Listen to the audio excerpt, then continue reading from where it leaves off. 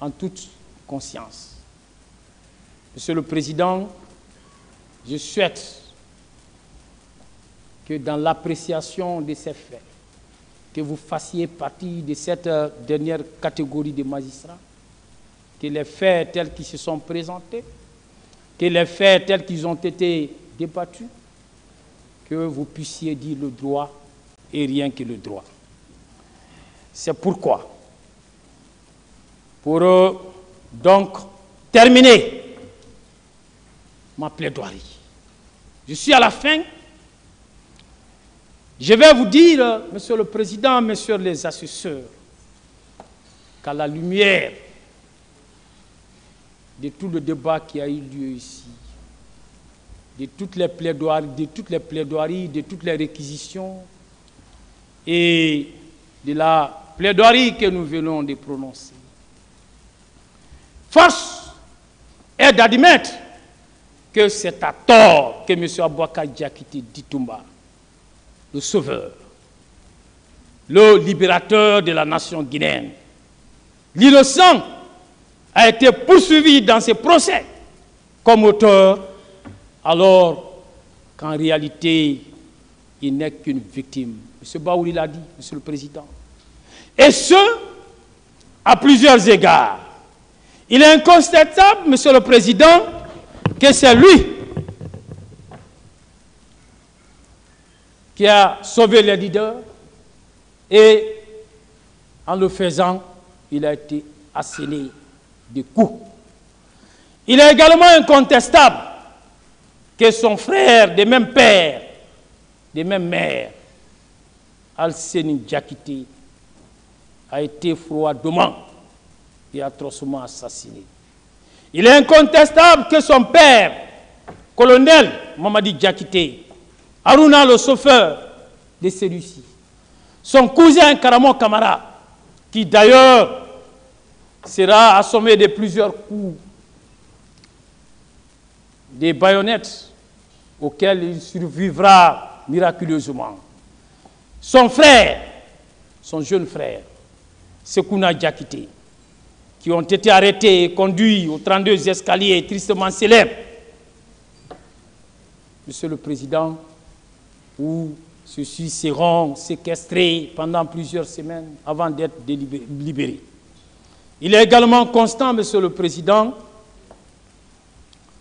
que sa mère a été empêchée de regagner son pays, que sa mère a été contrainte à l'exil lorsqu'elle revenait de son pèlerinage. Il est tout aussi constant que sa femme, Birgissa Diallo, et son enfant ont été activement recherchés jusqu'à plus tard, d'où ils parviendront à trouver miraculeusement un refuge au Sénégal, un pays voisin à la République de Guinée. Il est constant, Monsieur le Président, qu'il a lui-même fait l'objet de chasse à l'homme avant de réussir à se mettre à l'abri en trouvant refuge dans le même pays. Monsieur le Président, c'est pourquoi je suis entièrement d'accord. Je suis entièrement d'accord avec Madame Fatoumata Bari. Je suis entièrement d'accord avec M. Baouri qui ont déclaré que M. Aboubacar Diakité Ditumba est une victime. Ainsi, Monsieur le Président, en acquittant M. Aboubacar Diakité Ditumba, ce tribunal criminel n'aura fait que rétablir un innocent dans son honneur, dans sa dignité, dans sa liberté, dans sa vie, qui a déjà pris un coup très sérieux.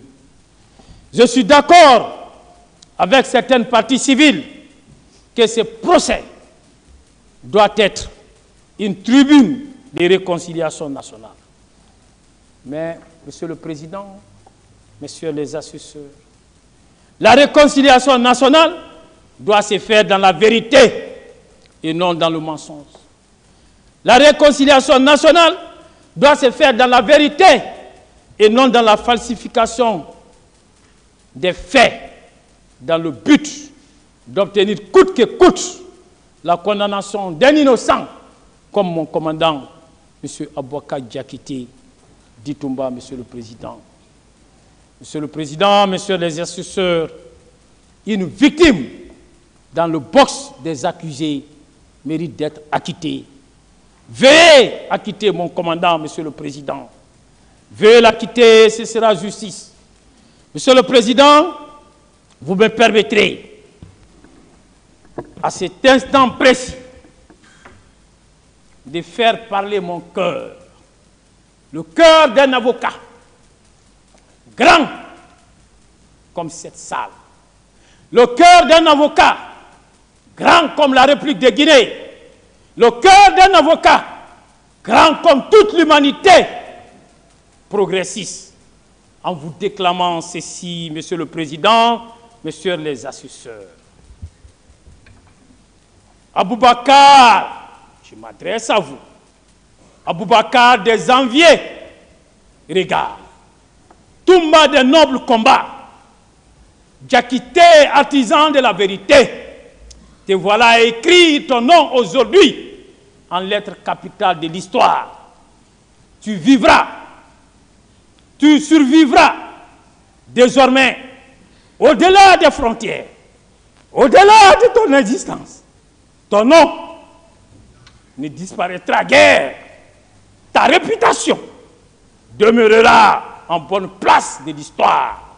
Elle le sera à l'image des grands guerriers. Ton nom sera chanté par les griots de génération en génération.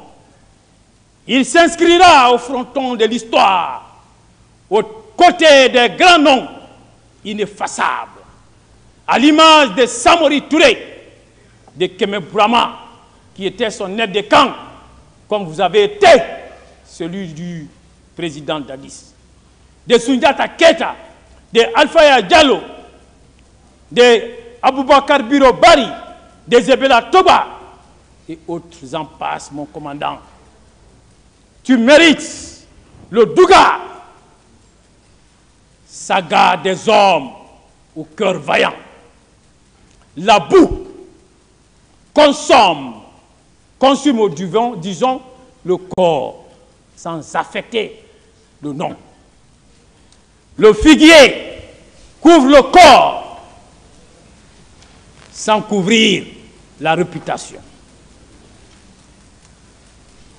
Les bactéries se nourrissent de la chair humaine sans toucher à l'aura. Vous avez de l'aura, ça pâtira et ça pâtira, mon commandant. Grand homme, si on n'était pas à l'ère des ingratitudes, ici n'est pas ta place. Tu es une légende. Tu mérites qu'on te célèbre. Tu es allé à la mort pour sauver des vies. Le bienfait ne sauve plus. Le premier coup de fusil qui retentissait à l'aube, tu es à plein cœur le fils du bienfaiteur. Mais une chose est claire, celui qui abat son chien méchant se fera mordre par celui d'autrui. Hier, tu as été monstrueusement caricaturé. Te voilà aujourd'hui déposer ces max affreux à la face du monde. Te voilà le restituer à son sculpteur. Patience, patience, cet éclairé tribunal t'acquittera. Merci, Monsieur le Président. Merci, Messieurs les assesseurs. C'était le dernier intervenant du côté de la défense. Voilà. Est-ce qu'on aura droit à des répliques? Bon, d'accord. Merci, Monsieur le Président. Du côté ministère public, nous avons bien sûr quelque chose à dire par rapport à ce qui vous a été dit pendant ces semaines-là. D'accord. Je vois des mains aussi du côté de la partie civile. Oui, effectivement, Monsieur le Président. Okay, tout comme le ministère public, la partie civile voudrait aussi répliquer, s'il vous plaît. D'accord.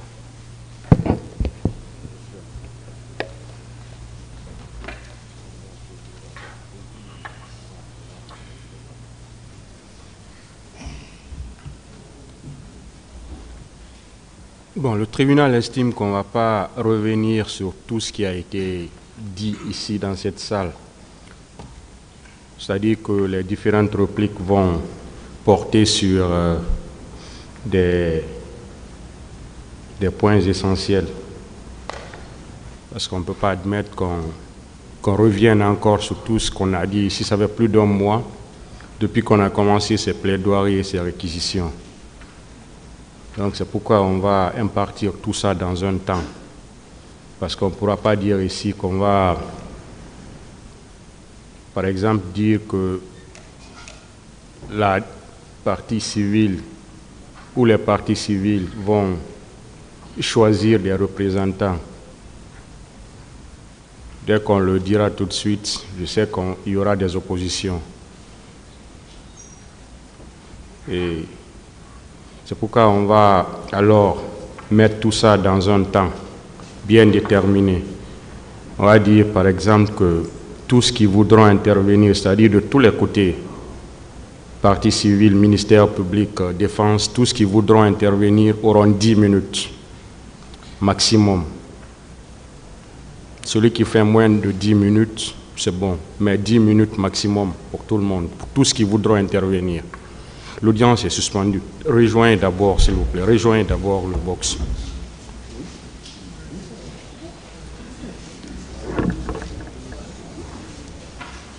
L'audience est suspendue. Elle reprendra à 15 heures.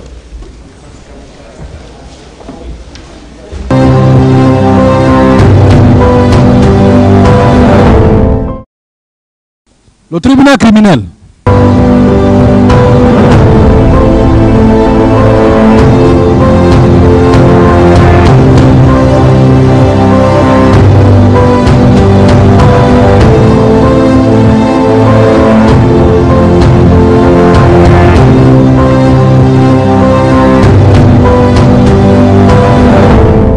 Là-bas et autres. Venez, s'il vous plaît, venez tous. Alors, on va commencer avec les parties civiles. Pour les conseils qui voudront prendre la parole. On est déjà d'accord sur les 10 minutes. Donc, après 10 minutes, on arrête carrément la personne. Je vous remercie, Monsieur le Président, Messieurs les assesseurs. Monsieur le Président, au nom du collectif que je dirige, nous en tenons à notre plaidoirie du 13 mai 2024 et je vous remercie. Merci, Monsieur le Président. Merci, honorable assesseur, de nous avoir permis de répliquer dans ce dossier. Monsieur le Président, je vais répliquer sur quelques points, notamment des points de droit. C'est ce qui nous intéresse. Et Monsieur le Président, nous, partis civils, allons continuer, professionnels des partis civils, à nous exprimer avec respect, avec courtoisie, Monsieur le Président. C'est ce que nous avons appris en déontologie. Même si nous ne sommes pas d'accord avec le contradicteur ou l'adversaire, mais Monsieur le Président, nous devons nous exprimer dans la courtoisie. Et donc nous allons continuer dans ce sens, puisque nous avons essuyé beaucoup d'écarts de langage. Monsieur le Président, nous avons ici lors des plaidoiries de la défense, entendu qu'il a été soulevé l'irrecevabilité de certaines parties civiles, notamment celles qui ont déclaré leur constitution à l'audience ici. Monsieur le Président, notamment la défense du colonel Thiegoro a invoqué l'article 6 du Code de procédure pénale et a invoqué donc l'irrecevabilité de ces parties civiles au motif pris de ce que ces parties civiles se seraient constituées à l'audience ici après 10 ans.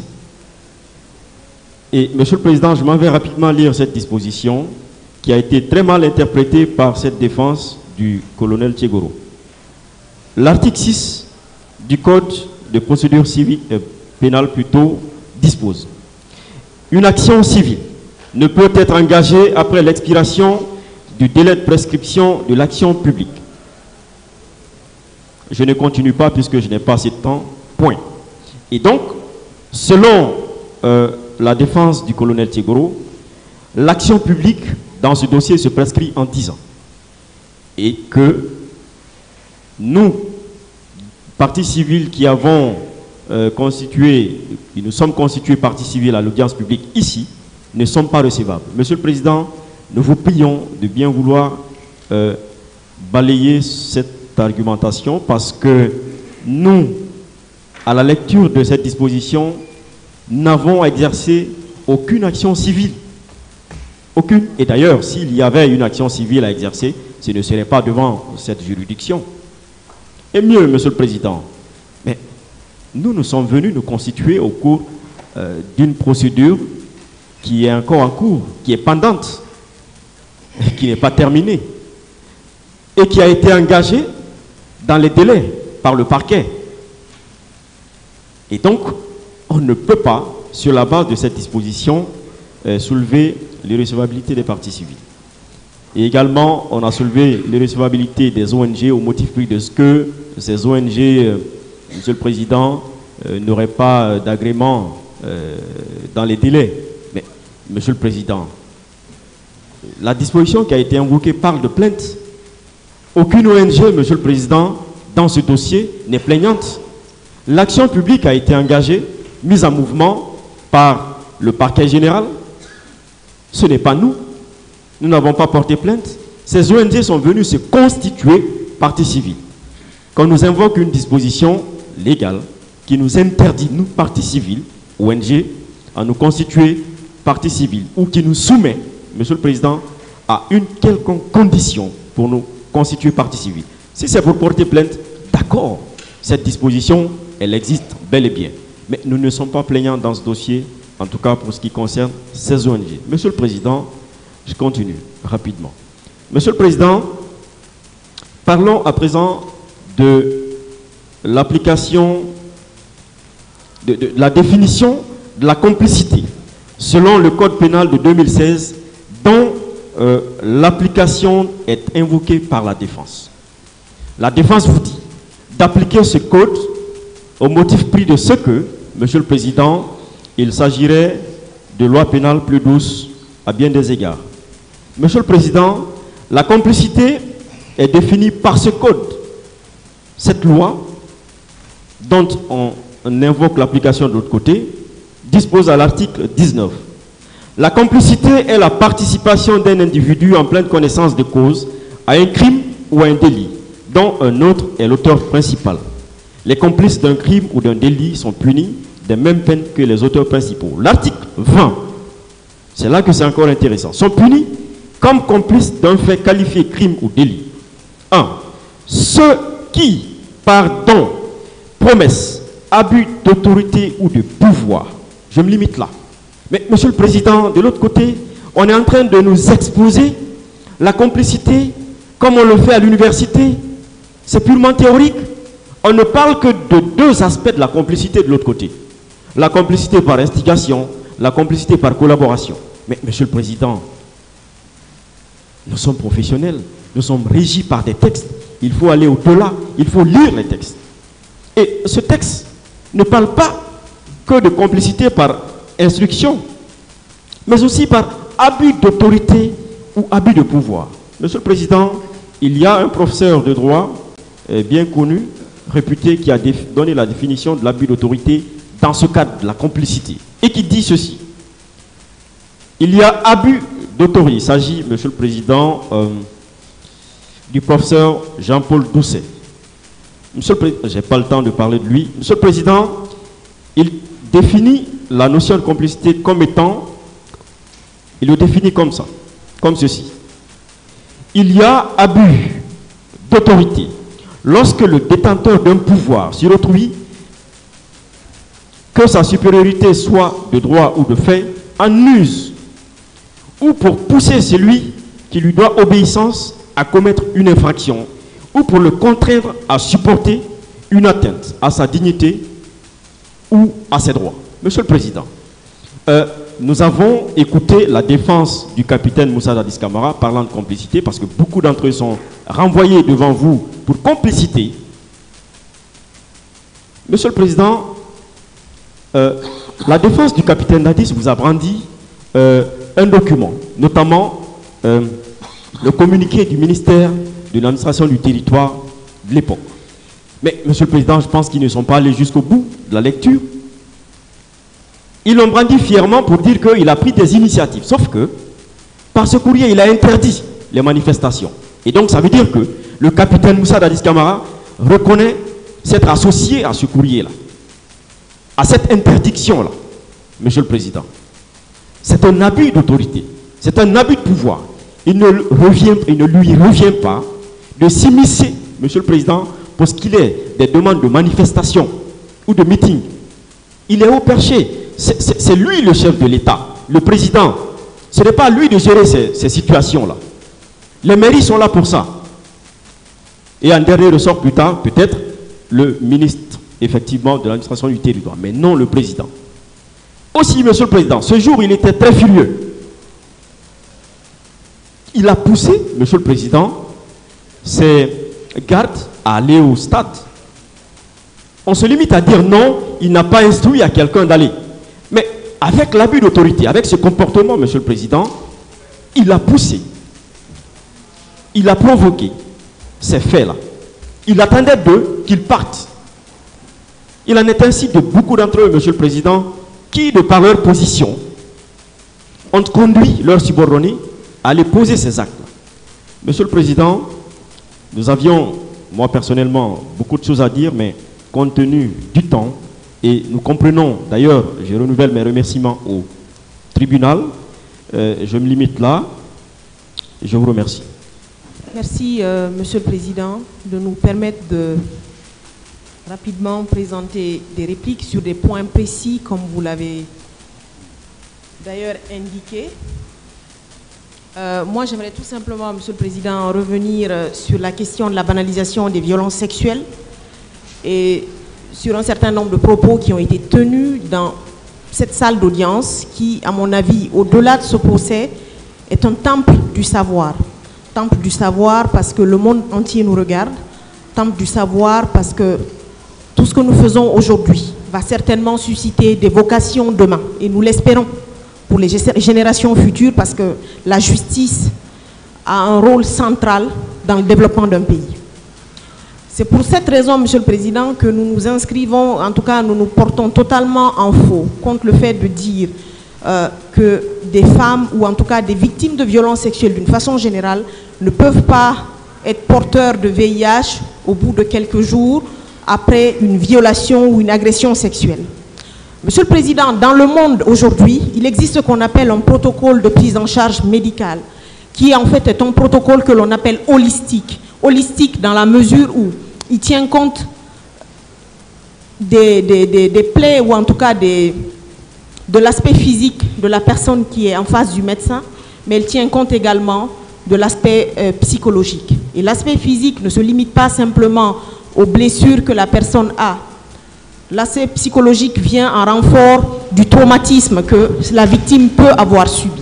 Mais au-delà de tout ça, Monsieur le Président, Aujourd'hui, sur le plan international, dans tous les pays au monde, vous avez ce qu'on appelle un protocole qui permet à la victime, chaque fois qu'elle est devant un médecin, la première chose à faire est de lui administrer des antirétroviraux. On appelle ça des ARV. Les ARV sont des médicaments que l'on prend pour éviter une infection sexuellement transmissible. Et ça, c'est pas de la rigolade, c'est pas du jeu. On ne le dit pas ici, dans cette salle d'audience, parce qu'on a envie de plaire à des gens ou parce qu'on a envie d'être pris en mal dans la souffrance des victimes. On le dit simplement parce que sur le plan scientifique, c'est une réalité. L'autre chose, Monsieur le Président, parce que je n'ai pas envie d'être longue, c'est qu'il a été dit dans cette salle d'audience qu'il existerait des statistiques qui vous disent que des filles guinéennes ne seraient pas vierges à près de 13 ans. Et nous pensons que ces propos sont des propos qui sont d'une perversité intellectuelle.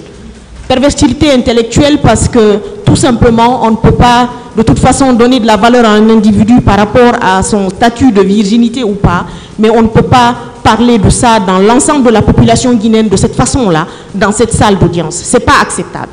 On a également relevé, Monsieur le Président, qu'on nous a dit ici que certaines femmes n'ont pas subi de viol parce qu'elles avaient un certain âge. Monsieur le Président, aujourd'hui, la Guinée, vous prenez les jurisprudences même de nos juridictions au fin fond du pays, vous vous rendrez compte que des femmes d'un certain âge subissent des agressions sexuelles. Et ça, je pense que vous, en tant que magistrat aguerri, nous n'avons pas besoin de venir vous brandir des statistiques par rapport à ça. Et nous vous demandons, Monsieur le Président, tout simplement de tenir compte de cela, que ces victimes de violences sexuelles ont besoin de prise en charge médicale, elles ont besoin de prise en charge psychologique, et on appelle ça d'ailleurs une prise en charge psychosociale, parce qu'elles vivent avec un traumatisme et elles vivent dans la peur. Vous vous rappelleriez, Monsieur le Président, que devant votre juridiction ici, une des victimes vous a dit qu'elle a eu un accident parce qu'elle avait quitté la Guinée, elle était allée dans un autre pays, simplement parce qu'elle avait vu des hommes habillés en tenue de policiers. Elle a eu une fracture ouverte et il lui a fallu plus d'1 an pour guérir de cette souffrance. Parce que ça, c'est le traumatisme qu'elle a subi. Donc, Monsieur le Président, nous nous arrêtons là et nous espérons tout simplement que tout ce que nous avons développé ici vous servira de lumière lorsque vous allez entrer dans le secret de vos délibérations. Je vous remercie, Monsieur le Président. Je ne serai pas long, étant donné que la plupart des points qui ont été développés par la défense ont déjà connu des réponses. Mais je voudrais m'attarder sur un point. Monsieur le Président, au début de la plaidoirie de la défense, nous attendions avec sérieux et curiosité cette plaidoirie qui, la défense, pendant des mois, avait annoncé une bombe atomique d'arguments qui ont laissé entendre qu'il n'y aurait rien dans l'accusation. Parce que depuis toujours, on a cru qu'il n'y avait rien dans l'accusation. Monsieur le Président, tout ce vacarme n'était qu'une fumée de paille qui s'est vite dissipée dès les premières prises de parole de la défense, et la culpabilité des accusés ne fait aujourd'hui l'ombre d'aucun doute au fur et à mesure que nous les écoutions se succéder à la barre. La défense est interrogée sur les avocats de la partie civile. Si les avocats de la partie civile avaient fait les mêmes facultés, nous vous rassurons que nous sommes passés par Gamal, chers confrères. Alors, elle s'est demandé si c'était du droit que nous avions fait. Monsieur le Président, nous ne répondrons pas à ces personnes qui disent n'avoir pas fait, des personnes qui n'ont pas réfléchi et qui ont interjeté appel d'une décision de ce tribunal de joindre la question de la réqualification au fond. Nous vous laissons juger. Monsieur le Président, nous avons parlé au tribunal et non à la population. Contrairement aux effets des marches de la défense qui a plutôt tenté de distraire le public que de tenter de vous convaincre le tribunal de l'innocence de leurs clients. Monsieur le Président, des personnes qui ont crié haut et fort, indiqué sur tous les toits que le dossier est vide. Ils ont cessé de le marteler. Mais Monsieur le Président, ils ont pris des jours, parfois plusieurs semaines, pour justement vouloir tenter de démontrer que le dossier est vide. Quelle ironie du sort. Monsieur le Président, nous avons compris l'affolement et surtout le désespoir de la défense qui n'a pas pu vous convaincre, parce que l'objectif n'était pas de vous convaincre, mais c'était de plaider pour la population. Monsieur le Président, honorable assesseur, Nous n'avons pas plaidé pour la population, nous avons plaidé pour le tribunal, parce que l'objectif de ce dossier, ce n'est pas de convaincre le peuple ni la population, c'est de vous convaincre, vous, de la véracité des faits. Monsieur le Président, c'est donc le désespoir, ce désespoir est si grand, l'affolement si traumatisant, que certains avocats de la défense ont tenté, à travers des ragots, ramasser ça et là, des arguments grotesques, pour ne pas dire ridicules, tenter de décrédibiliser l'AVIPA et sa présidente. Monsieur le Président, ils en ont tellement gros dans le cœur que l'action et l'implication tellement grande de l'AVIPA pour que justice soit faite et que ces gémissements sont le reflet de la peur de cette organisation, que cette organisation a suscité. Monsieur le Président, Madame Asma Diallo, elle a été vilipendée dans cette salle. Mais quand elle nous a entretenus, elle nous a dit, cher maître, par décence, par respect de ce que représente un avocat pour une victime, ne répondez pas à ceux d'entre vous qui tentent de me jeter l'anathème. Je ne suis rien, c'est la cause que nous défendons qui est importante. Ne perdez pas votre temps à répondre à des attaques en dessous de la ceinture. Le silence est la réponse et l'élégance et face à l'inégalance et à l'impertinence, Monsieur le Président. Cependant, il convient de rappeler que depuis des années, AVIPA se bat, AVIPA est respecté. Les institutions qui lui ont apporté de l'aide n'ont jamais dit que le financement qui avait été détourné. Et c'est assez dommage que ces ragots-là soient portés devant ce tribunal lors d'une plaidoirie pour prétendre que cette association a détourné des fonds des victimes. Monsieur le Président, ces financements ont été obtenus par l'Union européenne qui a dépêché des contrôles financiers qui prouvent aujourd'hui que tout le financement qui a été obtenu par cette femme et tous ces financements-là ont été gérés conformément à ce qui avait été recommandé. Monsieur le Président, l'avocat doit demeurer digne, quelle que soit la détresse de son client ou la cause qu'il défend. C'est aussi ça l'avocat, Monsieur le Président. C'est pourquoi nous ne répondrons pas à tout ce qui a été dit dans cette salle. Quand un avocat, je ne vais pas le nommer contrairement à ce qu'il a dit, quand un avocat disait à cette barre que c'est la FIDH qui dictait la conduite aux avocats, c'est une insulte et en même temps une ignorance des relations entre clients et avocats. Monsieur le Président, il y a même un qui a pris la responsabilité de déclarer à cette barre que je n'ai été constitué qu'avant un confrère. Mais Monsieur le Président, nous n'avons jamais indiqué comment Maître Jokami a été évincé dans le collectif du capitaine Moussa Dadis Camara, parce que cela ne nous intéresse pas. Je pense que dans ce procès, nous devons rester dignes. Il y a même une photo qui avait été publiée, un post indiquant que seuls ceux qui sont sur cette liste devaient parler au nom du capitaine Dadis. Nous, ça ne nous intéresse pas. Raison pour laquelle, Monsieur le Président, je ne vais pas continuer, mais je tenais absolument à l'indiquer que depuis que cette affaire, que j'ai été constitué dans cette affaire, il y a des centaines de PV qui sont dans ce dossier qui indiquent clairement que ce n'est pas parce que quelqu'un a été évincé que j'ai été constitué dans cette affaire. Raison pour laquelle je ne vais pas continuer dans cette démarche. Monsieur le Président, les relations entre clients et avocats relèvent d'un compromis. C'est pourquoi des attaques en dessous de la ceinture ne nous intéressent pas. Monsieur le Président, sur ce, je voudrais vous remercier d'avoir accepté de nous écouter sur ces questions. Et je vous prie très respectueusement de prendre en compte toutes les plaidoiries, tous les arguments que nous avons développés dans cette affaire et comprendre que le monde vous écoute, les partis civils comptent sur vous et nous vous demandons de rendre justice. Je vous remercie. Je pense que la partie civile a terminé, Monsieur le Président. Ministère public, 10 minutes. Oui, merci Monsieur le Président. Merci également, honorable assesseur. Monsieur le Président, le ministère public reprend la parole pour répliquer par rapport à des points précis. Monsieur le Président, ces points n'intéressent que le droit, puisque nous n'allons pas nous mettre à répondre à tout ce qui a été dit ici. Contre l'humanité, Monsieur le Président, est une infraction qui a été soumise devant ces juridictions internationales, et ces juridictions internationales ont rendu des décisions, Monsieur le Président. Et ces juridictions internationales ont rendu des décisions, Monsieur le Président. Et également, il faudrait que la défense comprenne, que la défense comprenne que la question de la jurisprudence, Monsieur le Président, que nous avons évoquée, ou les jurisprudences que nous avons évoquées, c'est pour vous dire à votre tribunal que le règlement des crimes, le jugement des crimes, ce n'est pas un jugement inédit. Ça a été fait ailleurs et c'est pourquoi nous avons cité ces jurisprudences, Monsieur le Président. Également, au niveau de la défense, ils ont parlé de l'inégalité des peines. L'inégalité des peines pour dire que il y a un traitement de faveur. Puisqu'il y a des accusés qui ont été condamnés, dont les peines ont été requises, qui ne sont pas les mêmes peines que les autres accusés, Monsieur le Président. Et hier, Maître, je ne vais pas trop retarder sur la question, puisque Maître Lassine l'a clairement débattu hier, et il a invoqué même les dispositions de l'article 92 du Code pénal, Monsieur le Président, qui parle de l'individualisation de la peine. Et, Monsieur le Président, à la lecture de ces dispositions pertinentes du Code pénal, l'article 92, l'individualisation se base sur deux critères fonction.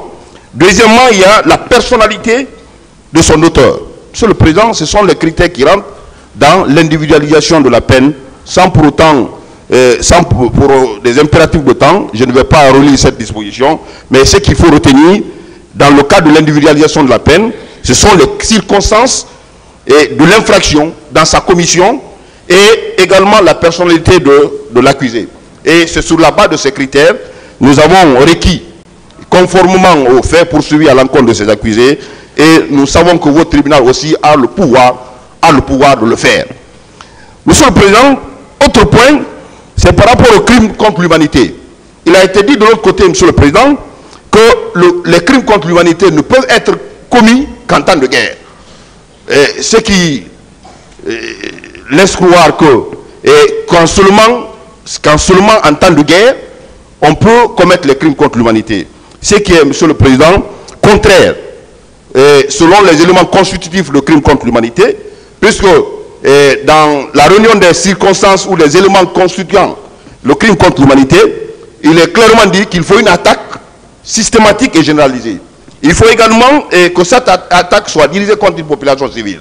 Dès lors que ces conditions sont réunies, Monsieur le Président, qu'il soit en temps de paix, que nous soyons en temps de paix ou en temps de guerre, lorsque ces éléments sont réunis, on rentre également clairement dans la qualification de crimes contre l'humanité.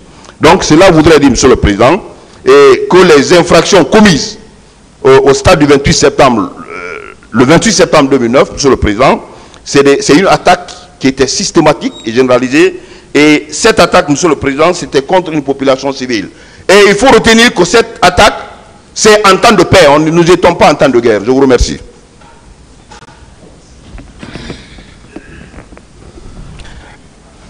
Merci, Monsieur le Président. Honorables assesseurs, et puisqu'il faut aller rapidement, on a parlé ici de la prescription de l'action publique ainsi que de la prescription de l'action civile. Monsieur le Président, l'article 3 du Code de procédure pénale est clair là-dessus.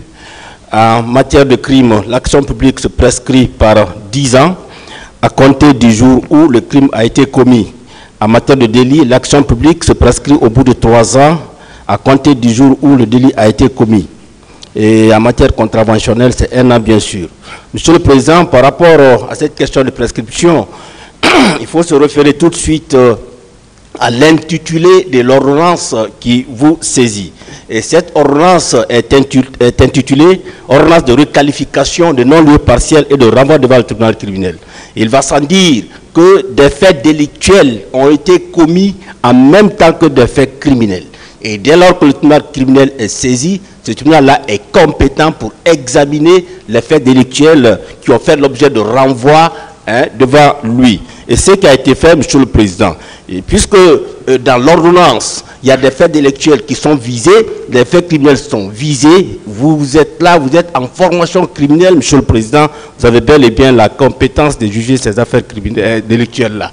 Et il a été dit que les faits délictuels sont prescrits et qu'il y a un temps qui s'est écoulé entre le dernier acte d'instruction et l'évocation de l'affaire devant ce tribunal-là. Ce qui est évident, Monsieur le Président, c'est que la Cour suprême a rendu son arrêt et dès que la Cour suprême a rendu son arrêt, il ne s'est pas passé plus de 10 ans pour que l'affaire connaisse sa première évocation devant ce tribunal. Ça veut dire, Monsieur le Président, qu'il n'y a pas de prescription. Vous avez bel et bien la compétence d'examiner cette affaire-là. Ensuite, on revient sur la requalification.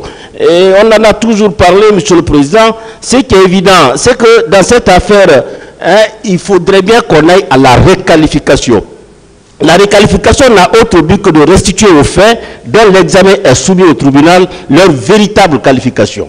Et dans cette démarche procédurale, Monsieur le Président, et comme il a été déjà rappelé par nos soins le 4 mars 2024, le tribunal n'a nullement l'obligation de demander à l'accusé s'il accepte d'être jugé pour les nouveaux faits susceptibles de lui être reprochés et non visés dans l'acte de saisine. L'essentiel est que l'accusé ait été mis à mesure de se défendre sous la nouvelle qualification envisagée. Or, Monsieur le Président, les accusés ici présents ont eu la possibilité de se défendre. Parce que lorsque nous avons soulevé la question de requalification, ici le 4 mars 2024, les avocats de la défense ont demandé un renvoi afin de répondre à cette réquisition-là. Ils ont eu 2 semaines, Monsieur le Président, ils ont fait des conclusions écrites. Et au bout de ces 2 semaines, ils ont encore organisé des débats ici. Pendant 2 semaines, on a parlé de requalification. Aussi, Monsieur le Président, est juste quand lorsque vous avez rendu la décision, c'est-à-dire vous avez joint la question de requalification au fond, ils ont fait appel, ils sont allés au niveau de la cour d'appel, ils ont échoué lamentablement. Ils ont été obligés de revenir dans cette salle pour que les débats se poursuivent. Et lorsque les débats sont poursuivis, on s'est retrouvé dans cette salle, Monsieur le Président, et on a amorcé la phase des confrontations. Et au cours de cette phase des confrontations, des questions ont été posées aux accusés, allant dans le sens de la nouvelle qualification envisagée. Et parmi ces questions, Monsieur le Président, nous avons naturellement qui était le commandant du régiment. La réponse à cette question, Monsieur le Président, va dans le sens de la nouvelle qualification. Qui commandait la garde présidentielle? En sa qualité de commandant du régiment, Toumba vous rendait-il compte? Est-ce que c'est le président Dadis qui avait habillé les hommes qui s'étaient rendus au stade? Est-ce que Gono Sangaré avait une garde parallèle qui avait embarqué des armes dans des camions? Est-ce que le président Dadis a été le concepteur, le planificateur et l'exécuteur des massacres? Au stade, est-ce que Toumba a dit à Marcel, qui vous a dit de tirer? Monsieur Toumba, est-ce que vous confirmez le recrutement de 9000 personnes et l'envoi de 500 hommes au cas Alfaya, ainsi de suite, Monsieur le Président? Des questions de ce genre ont été posées, des réponses ont été données et ces réponses-là sont consignées dans le plumitif. Aussi, Monsieur le Président, je ne sais pas pour quelle raison on s'oppose tant à la requalification, d'autant plus que suffisamment d'éléments nous prouvent qu'il faut aller à cette requalification. Et la question de requalification, Monsieur le Président, ne relève pas seulement de la juridiction de jugement. L'avocat qui porte plainte devant le procureur a l'obligation de donner une qualification au fait qu'il porte devant le procureur. L'OPJ qui reçoit, qui fait le procès verbal, Monsieur le Président, doit donner une qualification. Le juge d'instruction, la même chose. La juridiction de jugement aussi a l'obligation de donner aux faits leur véritable qualification. Et je pense que ce travail-là qu'on veut vous renier, on veut vous empêcher, Monsieur le Président, de faire ce que la loi vous a demandé de faire. Nous pensons, Monsieur le Président, que suffisamment d'éléments sont au dossier qui prouvent qu'il faut aller à la requalification. Ensuite, je vous vois regarder l'heure, Monsieur le Président, on a parlé de l'imputabilité.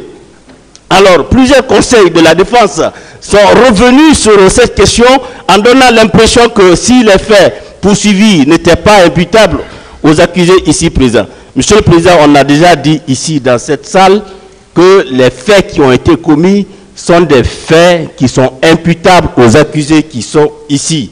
Et nous avons dit, nous disons et nous réitérons, Monsieur le Président, que les faits commis le 28 septembre 2009, avant et après, Monsieur le Président, ces faits-là sont bel et bien constitutifs de crimes contre l'humanité et de responsabilité du supérieur hiérarchique ou du chef militaire. Ces faits sont prévus et punis par les articles, Monsieur le Président, qui sont devant vous. Et les accusés qui sont là, on a spécifié dans nos réquisitions, ceux-là qui doivent être retenus pour les faits de responsabilité de commandement et ceux-là qui doivent être retenus pour les faits de crimes contre l'humanité. Je vous remercie. Merci, Monsieur le Président. Messieurs les assesseurs, pour terminer, je voudrais vous entretenir par rapport aux propos qui ont été attribués au ministère public. Et pour ce faire, je partirai de l'article préliminaire du Code de procédure pénale, parlant du traitement équitable des personnes poursuivies. Ceci, pour clore définitivement le chapitre de poursuite sélective, de communautarisation du procès, de poursuite politique et de poursuite téléguidée, Monsieur le Président. Il est dit à l'article préliminaire du Code de procédure pénale que la procédure pénale doit être équitable et contradictoire et préserver l'équilibre des droits des parties. Plus loin, les personnes se trouvant dans les conditions semblables et poursuivies pour les mêmes infractions doivent être jugées selon les mêmes règles. Nous fondons sur cette disposition, Monsieur le Président, et à la veille du procès, on a adressé des convocations aux accusés qui n'étaient pas en détention et qui sont venus avec leur conseil. Nous avons eu un débat houleux de pratiquement de 3 heures sur les dispositions de l'article 252 du Code de procédure pénale.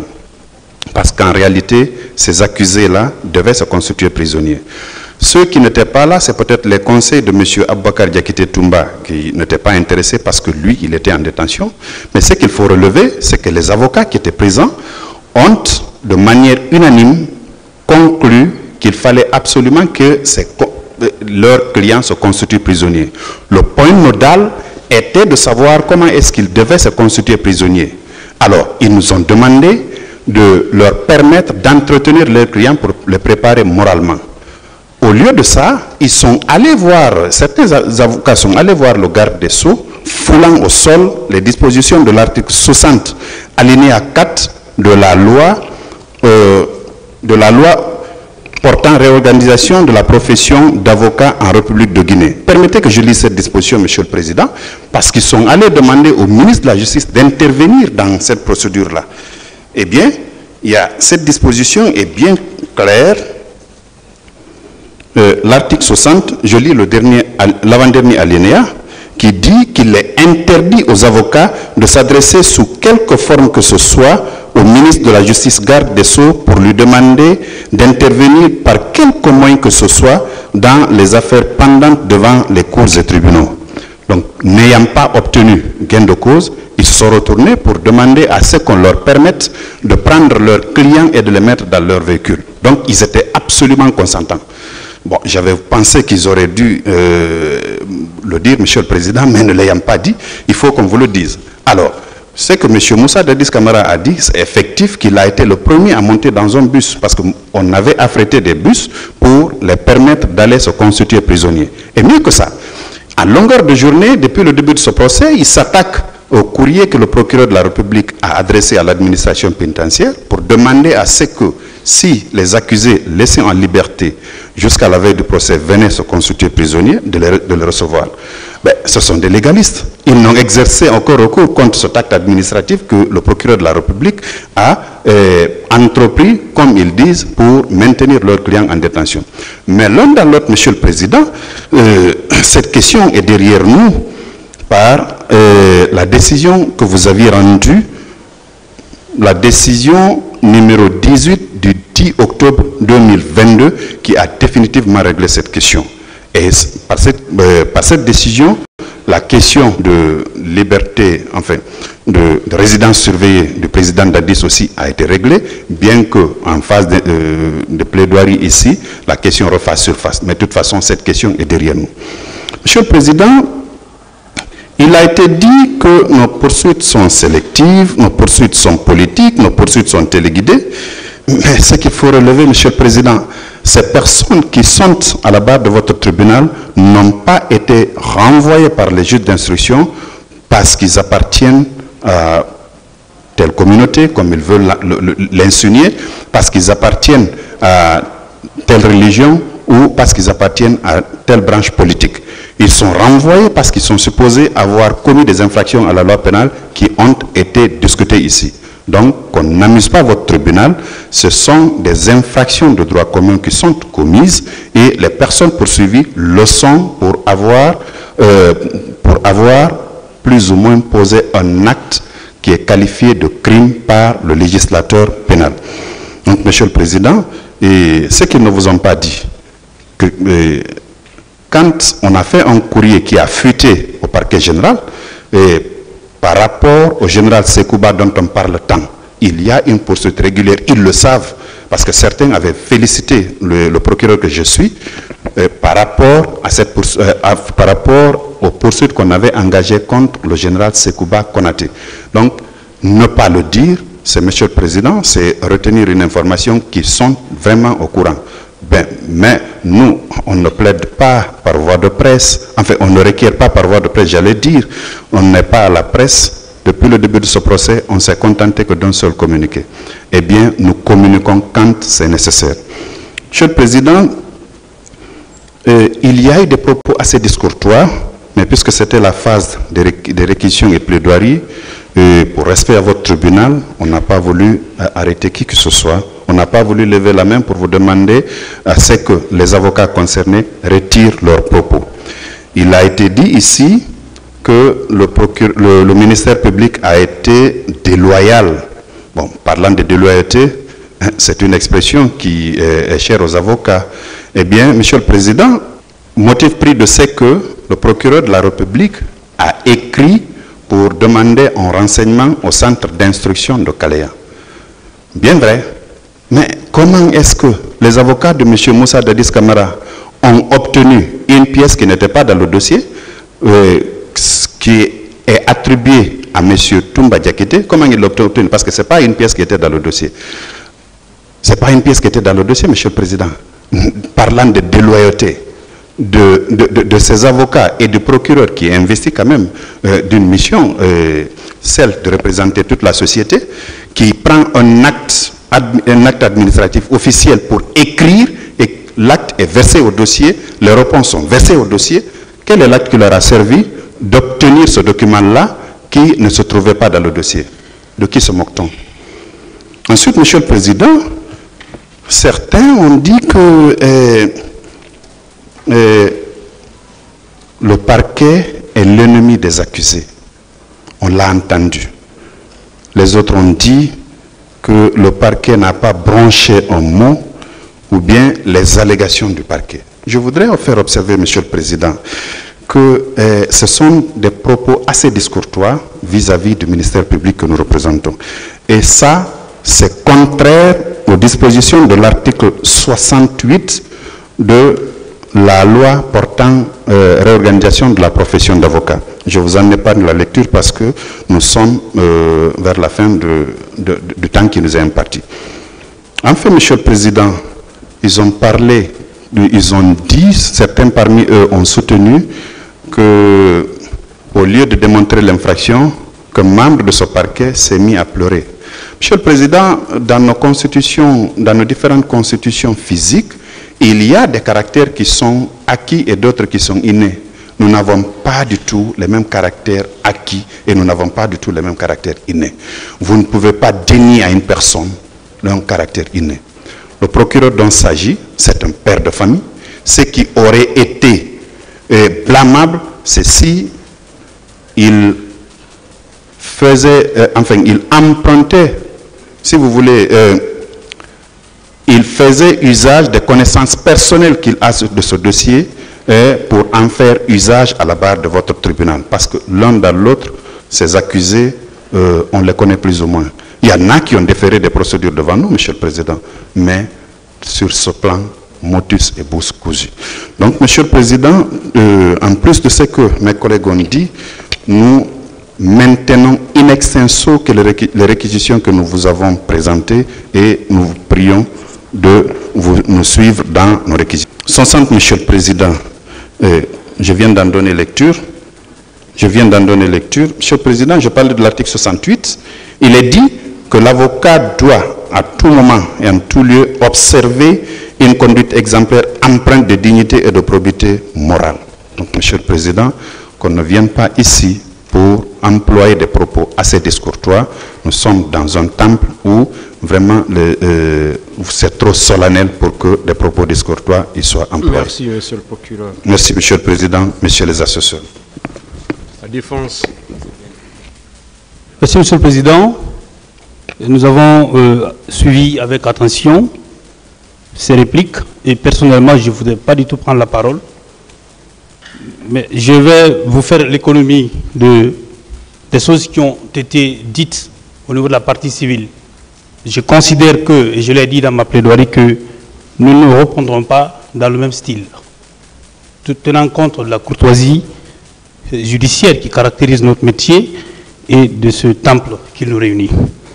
Monsieur le Président, je vais rebondir sur les questions de droit qui ont éventuellement été abordées par le ministère public, notamment la question déontologique, que le procureur en a parlé tout à l'heure, mais également la question de la requalification.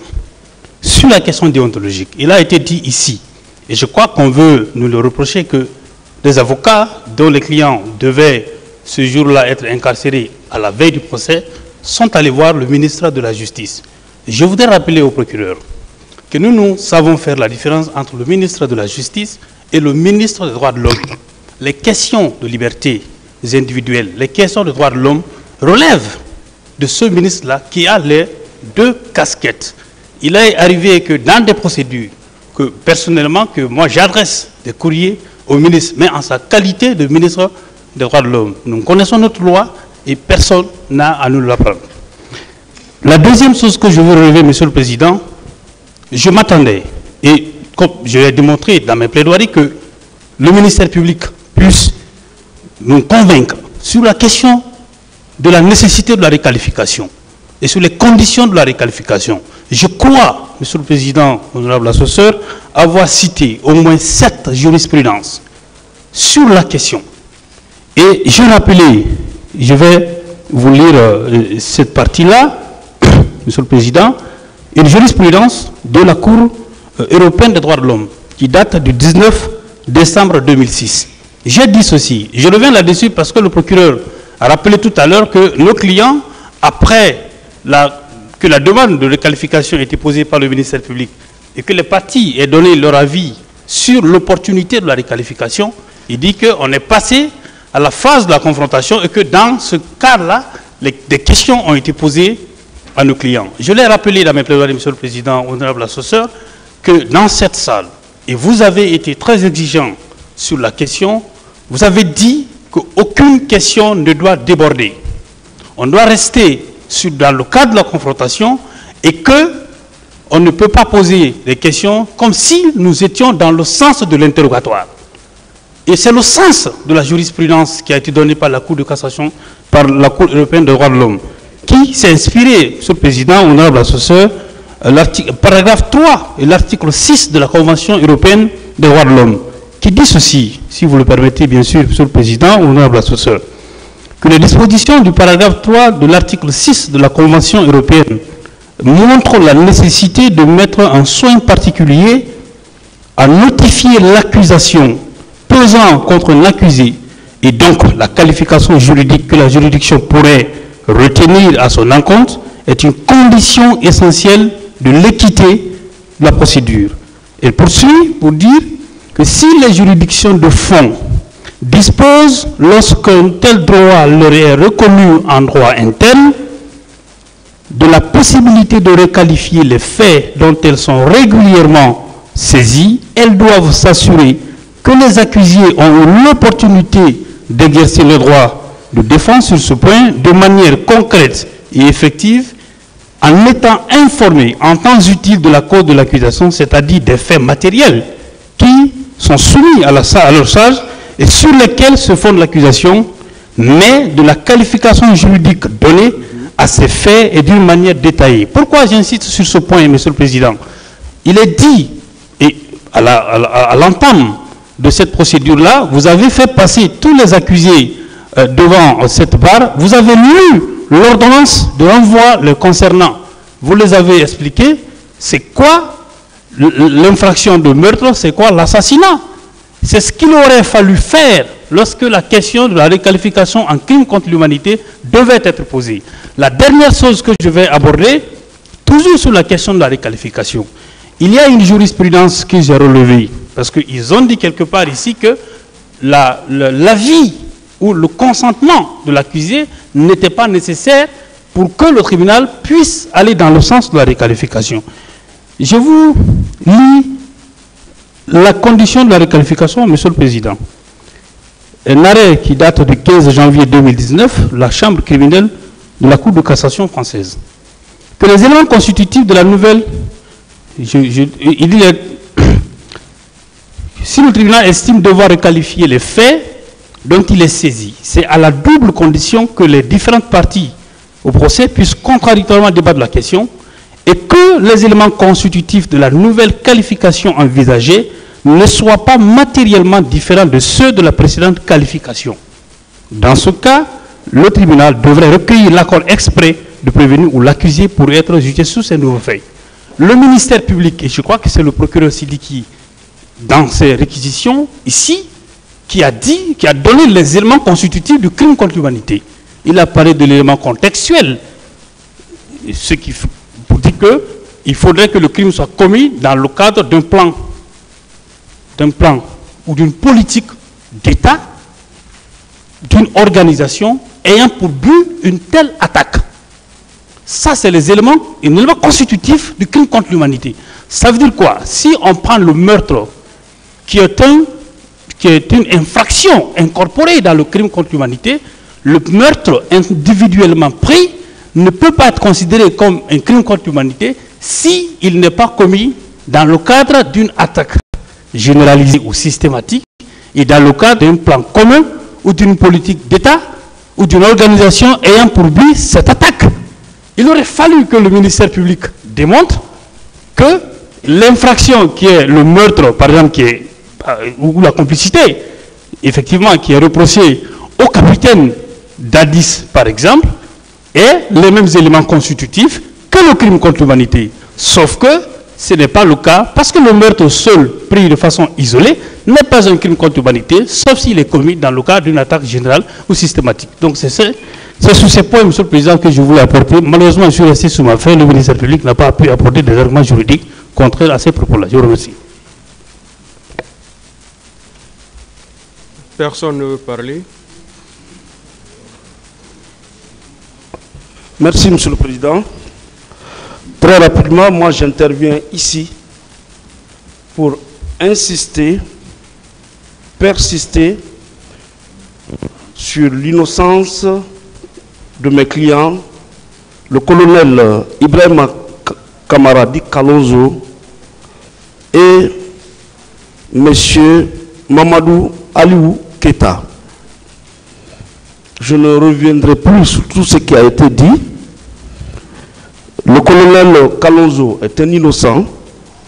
La preuve ici a été rapportée qu'au moment des événements du 28 septembre 2009, il était effectivement en détention au PM3 sur instruction de l'état-major de la gendarmerie, précisément du colonel François Béavogui, ex-chef d'état-major adjoint. Un acte d'huissier en date du 30 avril 2023 est venu confirmer les dires de nos clients et la preuve du contraire n'a pas été rapportée. Partant de là, Monsieur le Président, je vous prie, Messieurs les assesseurs, de l'acquitter purement et simplement et d'ordonner sa remise en liberté pure et simple. En ce qui concerne M. Mamadou Aliou Keta, la preuve n'a pas également été rapportée ici qu'il a exercé des actes de pénétration, excusez-moi du terme sexuel, sur la personne de Mme Aïssatou Ba. Nous en avons fait suffisamment la démonstration. Nous estimons que c'était innocent. Nous clamons son innocence et nous prions le tribunal, messieurs les juges, d'ordonner son acquittement pur et simple et sa remise en liberté. Une fois de plus, Monsieur le Président, je vous remercie. Je remercie tout le monde et je souhaite que le droit soit dit dans cette affaire. Rien que le droit, tout le droit, je vous remercie.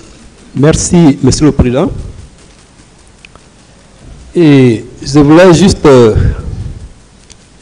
attirer l'attention de votre auguste tribunal que mon client, le colonel Blaise, n'est pas dans cette salle pour faire porter le chapeau d'un quelconque crime ou d'une quelconque responsabilité pénale à qui que ce soit. il n'existe aucun antécédent entre le colonel Blaise et le commandant Toumba qui a quitté comme le prétend sa défense. Il n'a manifesté aucune haine à l'égard du commandant Toumba. Il n'a fait que relater, il n'a fait qu'exposer ce qu'il a vu ce jour, 28 septembre 2009, de ses propres yeux, relativement à l'arrivée de ce contingent de bérets rouges. Et contrairement à certaines prétendues victimes et à certains témoins, il sait de relever que le colonel Blaise Goum n'est pas un caméléon pour se confondre à la couleur de son environnement. Il est et demeure constant dans ses déclarations relatives à l'arrivée de ce contingent de bérets rouges à l'esplanade du stade. Et si les mêmes personnes ou prétendues victimes qui ont déclaré hier, au lendemain des événements, que c'est le commandant Toumba qui est leur bourreau, si ces mêmes parties civiles ou prétendues victimes ou témoins reviennent à la charge pour dire que Toumba a été plutôt leur messie ou leur sauveur, il appartient à vous, Monsieur le Président, honorables assesseurs, d'en tirer toutes les conséquences juridiques, de noter ces variations notoires et d'en tirer toutes les conséquences juridiques. Monsieur le Président, honorables assesseurs, on ne se moque pas de la justice. Comme je l'ai dit dans mes plaidoiries, ne permettez pas au ministère public de mépriser la loi en vous demandant de condamner le colonel Blaise Goum à la réclusion criminelle à perpétuité, sans la moindre preuve de sa culpabilité ou de l'imputabilité des faits poursuivis à sa personne. Cela serait une injustice notoire. Le colonel Blaise Goum a d'ores et déjà démontré, en tout cas fait la démonstration juridique de son innocence par l'organe de son conseil que je suis. C'est pourquoi nous vous demandons humblement de bien vouloir l'acquitter purement et simplement, parce que c'est un innocent qui a beaucoup souffert et qui continue de souffrir dans ce box des accusés. Et comme je l'ai dit, il est victime d'une poursuite sélective et discriminatoire. Et nous avons déjà démontré en quoi il est victime. Sur ce, je vous remercie.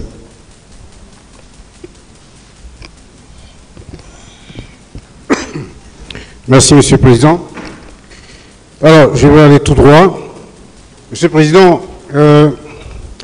par rapport à C.C. Raphaël là-bas, je voudrais déjà noter qu'un des avocats de la partie civile, quand il s'est levé, il a dit que la culpabilité des accusés ne fait l'objet d'aucun doute. C'est surprenant parce que, au départ, quand il a parlé, quand il a plaidé, il avait fait une distinction. Il avait dit, il avait cité certains, et puis il n'avait pas cité le nom de C.C.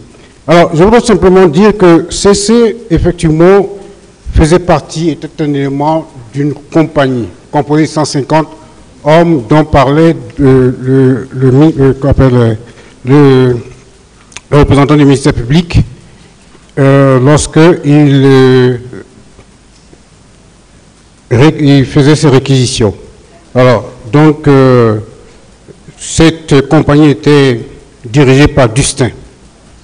Voilà. Donc, Monsieur le Président, déjà, nous voyons que les éléments de preuve que C.C. Raphaël là-bas n'est pas impliqué dans ce qui est reproché aux accusés, c'est que, d'abord, son supérieur, le commandant Toumba, l'a dit, et ça c'est une preuve. Parce que quand c'est un subordonné, ce n'est plus une preuve, mais un supérieur qui le dit, c'est une preuve. Il y a la lettre-réponse du docteur Doumbouya aussi de la clinique qui a dit que C.C. Raphaël était présent à la clinique. Et il y a le ministre Loussé Fall qui, effectivement, quand il déposait ici, a dit que ceux qu'il reconnaissait au stade, c'était tel, mais il n'avait pas reconnu C.C. Raphaël là-bas. Il aurait cité C.C. Raphaël là-bas si, effectivement, il était parmi ceux qui, à côté de Toumba, je veux dire, il aurait reconnu C.C. Raphaël aux côtés de Toumba. Bien.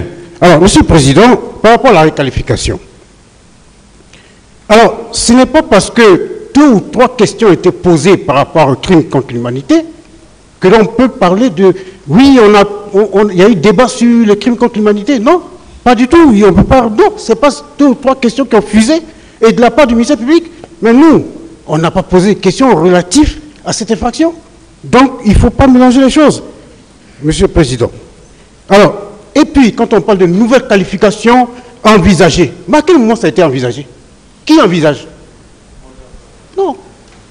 Les débats ont eu lieu et il y a la nouvelle, le crime contre l'humanité n'était pas envisagé.